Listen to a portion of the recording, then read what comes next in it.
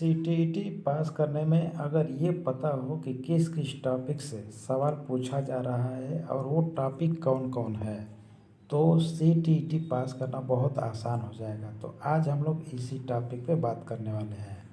तो इसमें 5 सब्जेक्ट होता है। जैसे कि पेपर 1 में 5 सब्जेक्ट होता है, तो हम लोग पेपर 2 के बारे में भी अभी बात करेंगे। तो पहले पेपर 1 के बारे में बात करेंगे, जहाँ से क्वेश्चन पूछा जाता है और यही बस पढ़ना पड़ेगा, तभी ठीक नंबर आने वाला है। तो चाइल्ड डेवलपमेंट से आता है, जो सबसे ज़्यादा पूछा जाता है जिस टॉपिक, वो है पियाजे का थ्योरी, स्टेज और कैरेक्टरिस्टिक्स से पूछा जाता है। वाइगोस्की से सबसे ज़्यादा जेडपीडी और इसके फोल्डिंग से सवाल आता है, और लर्निंग थ्योरी से सवाल भी आता है। मतलब सबसे ज़्यादा सवाल यहाँ से आता है। फिर बिहेवियरिज्म, मतलब कि स्किनर और पावलोव से भी सवाल पूछा जाता है। मतलब करना क्या होगा कि सबसे ज़्यादा स्किनर और पावलोव के बारे में पढ़ना पड़ेगा बिहेवियरिज्म की बात जब होगी तो। फिर यहाँ पे रचनावाद पढ़ना पड़ेगा। इंटेलिजेंस इंटेलिजेंस में गार्डनर का पढ़ना पड़ेगा थ्योरी, और आईक्यू के बारे में पढ़ना है। और यहाँ पे सबसे इम्पोर्टेंट है समावेशी शिक्षा। और यहाँ फिर आगे है CCE, असेसमेंट एंड इवेल्युएशन, इससे भी सवाल पूछा जाता है। तो मैं दोस्तों लास्ट में बताऊंगा कि सबसे पहले इससे भी ज़रूरी क्या है, कैसे पढ़ना है। पहले तो मैं टॉपिक बता दे रहा हूँ, मैं बताऊंगा अपना स्टाइल, अपने ढंग से कि मैं कैसे पास किया। फिर CDP के बाद मैथ है। मैथ में जो टॉपिक इम्पोर्टेंट है वो है संख्या पद्धति, भिन्न व दशमलव, प्रतिशत, समानुपात, अनुपात, आयतन, क्षेत्रफल, ज्यामिति, डेटा प्रबंधन, ये सब इम्पोर्टेंट है। और इसमें पेडागोजी भी इम्पोर्टेंट है। मतलब प्रत्येक सब्जेक्ट का पेडागोजी भी पढ़ना है, पेडागोजी पढ़ना पड़ेगा, तब अच्छा नंबर आएगा। पेडागोजी में आ गया एरर एनालिसिस, टीचिंग एड, और इसमें ये पढ़ना होता है। ये जो आता है इसमें कॉन्सेप्ट और टीचिंग मेथड दोनों पूछा जाता है पेडागोजी में। नेक्स्ट है EVS। EVS में इम्पोर्टेंट टॉपिक है भोजन, परिवार, पौधे व जानवर, जल और यात्रा, शेल्टर हो गया, पर्यावरण संरक्षण हो गया। और इससे जुड़े पेडागोजी में पूछा क्या जाता है, जैसे एक्टिविटी, कोई गतिविधि के करा के पूछा जाएगा, फील्ड कोई फैक्ट्री को दिखा कर उससे सवाल पूछा जाएगा, और कंसेप्चुअल टीचिंग भी इसमें पूछा जाता है। इसका टिप यह है कि EVS में डेली लाइफ बेस्ड क्वेश्चन आता है, वहाँ से पढ़ना पड़ेगा डेली लाइफ वाला। नेक्स्ट है हिंदी। हिंदी में इम्पोर्टेंट टॉपिक है भाषा अर्जन व अधिगम, यहाँ से सवाल आता है। भाषा कौशल से, श्रवण से, वाचन से, और आता है लेखन से।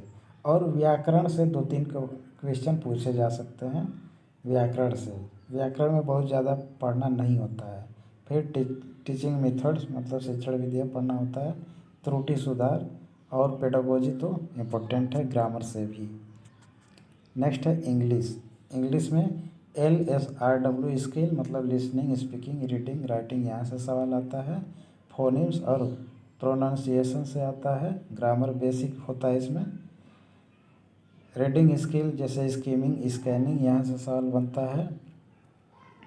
और टीचिंग मेथड्स इसमें आता है कम्युनिकेटिव अप्रोच से। और application plus method based question यहाँ से ज़्यादा पूछा जाता है।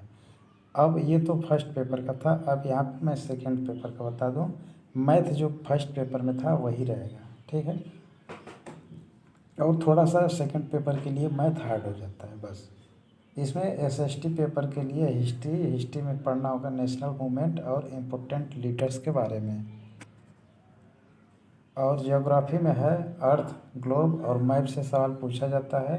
क्लाइमेट से सवाल आता है। और सिविक्स में कॉन्स्टिट्यूशन और डेमोक्रेसी से सवाल बनता है। इकोनॉमिक्स में बेसिक कंसेप्ट पूछा गया है, और रिसोर्स के बारे में, स्रोत के बारे में पूछा जाता है। पेडागोजी भी इम्पोर्टेंट यहाँ पे तो है ही, हर सब्जेक्ट के लिए इम्पोर्टेंट है। मैप वर्क पूछा जाता है, सोर्स बेस्ड लर्निंग पूछा जाता है। ये तो रहा टॉपिक। मैं बता दूं कैसे क्या करना है। सबसे पहले पढ़ना पेडागोजी, जितना मेहनत कर सकते हो पेडागोजी पढ़ने पे करना। पेडागोजी जब क्लियर हो जाएगा तो कंटेंट को पढ़ना, मतलब फैक्ट वाली चीज़। कंटेंट का मतलब इसमें है कि इसमें रटना और समझना दोनों पड़ता है, लेकिन पेडागोजी में बस समझना होता है, जो कि बहुत आसान होता है। तो पेडागोजी कर लेना, उसके बाद कंटेंट पे फोकस करना। अब एक बात और ध्यान देना है, ये ध्यान देने वाली बात ये है कि जो लैंग्वेज है, लैंग्वेज में जो फर्स्ट लैंग्वेज है वही सेकेंड लैंग्वेज में पेडागोजी के सवाल रहेगा। सेम क्वेश्चन का नंबर, सब कुछ ऑप्शन भी सेम रहेगा। तो ये ध्यान देना है। बस उसका जो फैक्ट कंटेंट वाला चीज़ अलग होगा, लेकिन जो लैंग्वेज का फर्स्ट लैंग्वेज जो रहेगा वो सेकेंड लैंग्वेज में सेम रहेगा। पेडागोजी के सवाल की बात कर रहा हूँ। पेडागोजी के सवाल को ध्यान से हल किया जा सकता है। इसलिए हिंदी फर्स्ट लैंग्वेज है तो संस्कृत सेकेंड लैंग्वेज होगा अगर, तो हिंदी का जो पेडागोजी का क्वेश्चन नंबर जहाँ से स्टार्ट है वहीं से संस्कृत का भी पेडागोजी का क्वेश्चन नंबर सेम रहेगा। मतलब अगर संस्कृत नहीं भी आती है तो हिंदी वाले से क्वेश्चन पढ़ के और उसका आंसर संस्कृत वाले में टिक लगा सकते हो, जिससे कि और अच्छा नंबर आ सकता है। तो ऐसे करना है और ध्यान देना है। मैं क्या बताया, पेडागोजी पहले पढ़ना है, फिर कंटेंट और लैंग्वेज पे ध्यान देना है। ऐसे तैयारी अच्छी होगी। तो बस इतना ही था आज की।